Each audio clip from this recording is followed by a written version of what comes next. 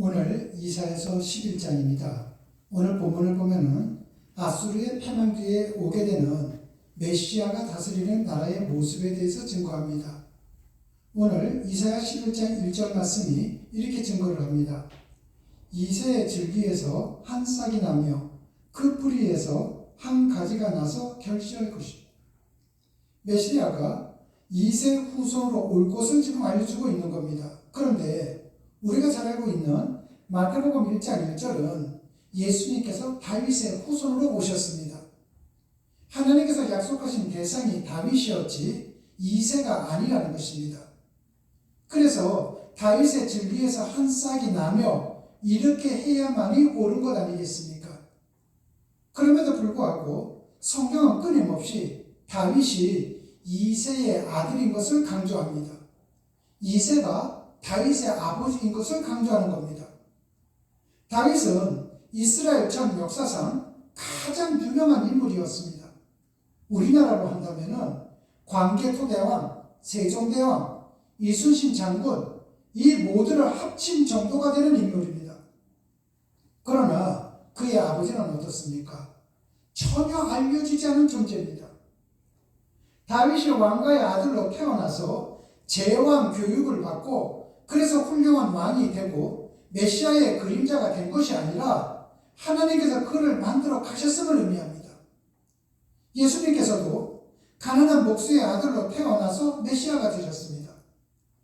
예수님이 천한 목수의 아들이었기 때문에 사람들은 예수님을 메시아로 더더욱 받아들일 수가 없었습니다. 예수님께서 로마 황제의 아들은 아니더라도 최소한 헤롯 왕가의 피를 받고 태어나셨다면 사람들은 훨씬 더 잘 수긍하지 않았겠습니까? 여러분, 한번 이렇게만 생각을 해보십시오. 우리 순복음 기존교회에 제가 아무리 설교를 잘한다 할지라도, 내가 아무리 설교를 훌륭히 해나간다 할지라도 유명한 연예인이 우리 교회의 성도가 되어서 전도하는 것이 훨씬 낫지 않겠습니까? 재벌 총수 한 사람만 우리 교회에 온다면은 교회의 재정 문제서부터 시작해서 모든 것이 훨씬 잘 되지 않겠습니까? 그런데 하나님께서는 그렇게 일하시는 분이 아니시라는 겁니다. 하나님의 일하심은 사람의 이성을 초월할 때가 많습니다. 오늘 본문 1절의 줄기는 특히 쓰러진 나무의 줄기를 의미합니다.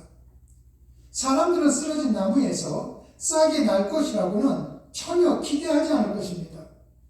또한 뿌리에서 싹이 나더라도 땅속에 있기 때문에 사람들이 전혀 인식하지는 못합니다. 그래서 우리가 아무리 작고 초라하게 여길지라도, 자신의 무능하게 여겨짐에 놀림을 당한다 할지라도 우리에게는 언제나 소망이 있다는 것입니다. 왜냐하면 하나님은 그런 연약한 사람들을 들어서 역사하시는 분이시기 때문입니다. 중요한 것은 하나님의 영이 메시아와 함께 하시는 것처럼 우리 모두가 성령님과 동행하는 것입니다. 우리는 미약하기 짝이 없지만 우리가 하나님의 영을 따라서 살면 그분이 우리의 인생을 인도해 간다는 것입니다. 그러므로 하나님께서는 큰 자를 쓰시는 것이 아니고, 하나님께서는 많은 것을 가진 자를 쓰시는 것이 아니고, 하나님께서는 권력가를 쓰시는 것이 아니라 이름도 없는 사람을 쓰신다는 것입니다. 예수님께서도 이름도 없는 정말 가난하고 가난한 목수의 아들로 태어나게 하셨고, 다윗은 어떻습니까? 특출나게 난 인물이 아닌 이새의 아들로 태어나서 이스라엘의 왕이 되지 않습니까?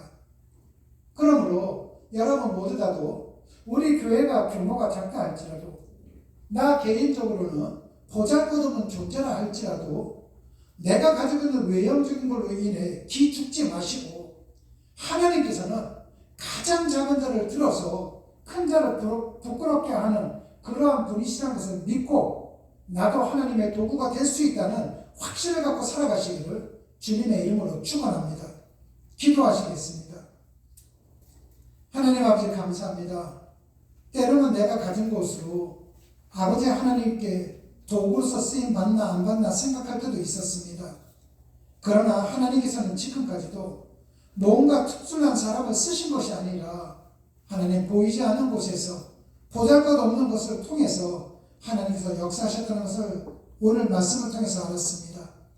그러므로 우리 비전교회가 비록 작다 할지라도 개인적으로는 나는 특출난 사람이 아니라 할지라도 나는 가진 것이 없다 할지라도 하나님께서 그러한 나를 쓰실 수 있다는 희망을 가지고 살아갈 수 있기에 하나님 감사함이 넘칩니다.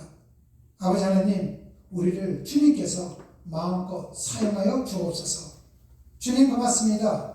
예수님 이름으로 기도드렸습니다. 아멘.